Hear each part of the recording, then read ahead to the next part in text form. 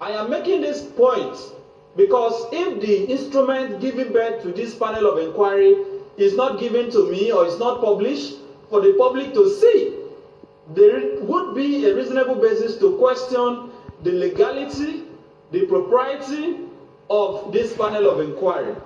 Having not seen the instrument, I cannot reasonably assume that same exists.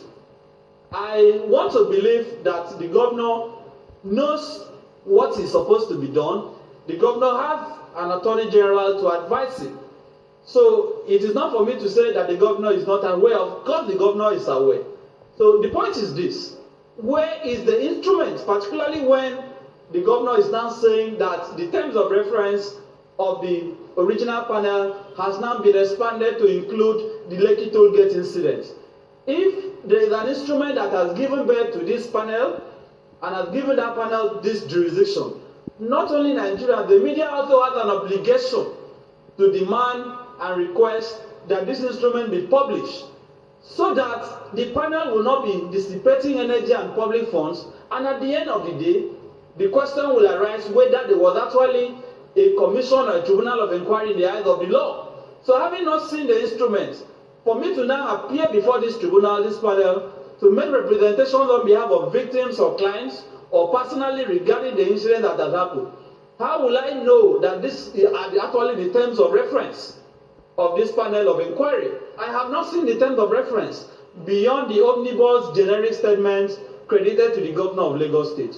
To that extent, I am saying that the governor should avail me respectfully of the instrument setting up the panel. Secondly, I am also asking for the certified true copy of the instrument or executive order or directive that proclaimed and imposed curfew in Lagos State on the 20th of October 2020.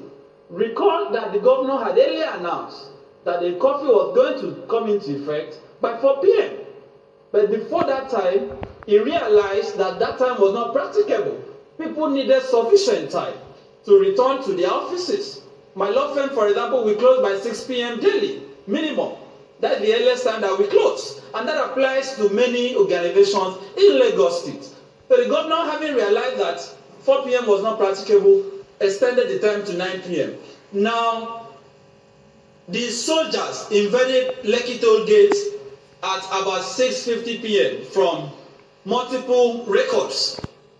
Now, supposing without considering for a second that defying a curfew or violation of a curfew necessitates, justifies, or gives a legal basis for military intervention, the argument is clear that as at the time this attack took place, there was no curfew in Lagos State. So the media must also be mindful of the language that is used to describe what happened. The soldiers did not go there to enforce a curfew, because on the statement made by the governor of Lagos State, the curfew took effect by 9 p.m.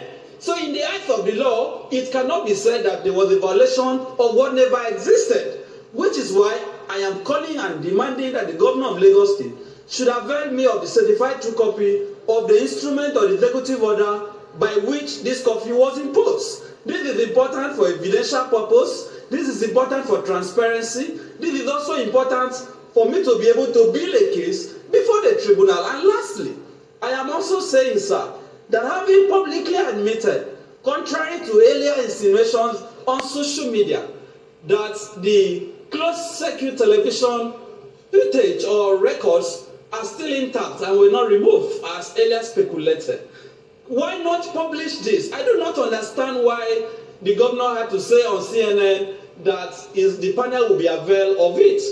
I expect that to be the case, but do not forget that the panel on its own cannot just ask for that document. An application has been made. Somebody has to apply for it. If you look at Section 5 and Section 6 of the Tribunal of Inquiry Law of Lagos State, the power to issue summons, to subpoena for production of documents, issue a subpoena for production of documents or witnesses, has to come by way of an application. So if I am going before the tribunal to say that I am making a case on behalf of the human rights community. I am making a case on behalf of victims who were attacked on that day, some of which have contacted me. Shouldn't I be availed? Shouldn't I have proud knowledge of what the CCTV contains? Should I have to wait for the government to determine when to submit it to the tribunal?